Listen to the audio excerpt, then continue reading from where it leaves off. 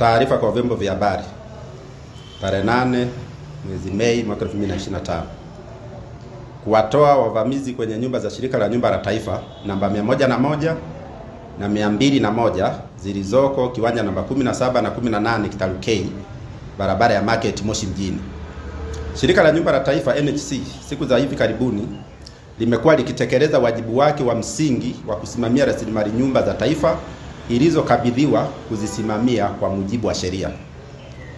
Nyumba tajwa hapo juu awali alipewa mmiliki wa awali ex-owner Bwana Paul Kiauka Njau atumie kwa kipindi cha uhai wake tu, kwamba baada ya mmiliki wa awali kufariki nyumba hizo zilipaswa kurejeshwa kwenye shirika la nyumba la taifa kama sheria ya utoaji wa majengo namba 13 ya mwaka 1971 inavyotaka.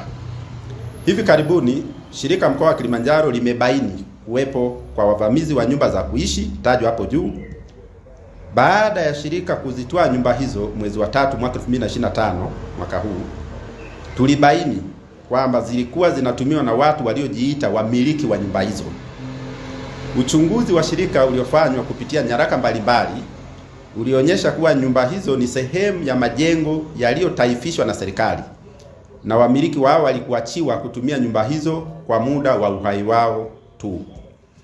Pamoja na shirika kutoa nyumba hizo ambazo watoto wa mmiliki wa awali walikuwa wakizitumia kinyemela, huku wakijua sio utaratibu unaokubalika kisheria, walipewa notisi ya kuondoka kwenye nyumba hizo ili ziweze kurejeshwa kwenye kumbukumbu za mali za shirika, jambo ambalo wamekaidi hadi leo. Shirika la nyumba la taifa NHC limeamua kutumia haki yake ya kisheria ya kuwatoa watu hao kwenye nyumba hizo ili taratibu zingine ziweze kuendelea. Tunaomba raia wengine wanaotumia nyumba za shirika la nyumba la taifa zilizopaswa kurejeshwa serikalini baada ya wamiliki wa awali kufariki watimize wajibu huo bila kificho, kwa sababu kutokufanya hivyo ni kukiuka sheria ya utoaji wa majengo, yaani the Buildings Acquisition Act namba 13 ya mwaka 1971. Taarifa hii imetolewa na kitengo cha habari na uhusiano, shirika la nyumba la taifa.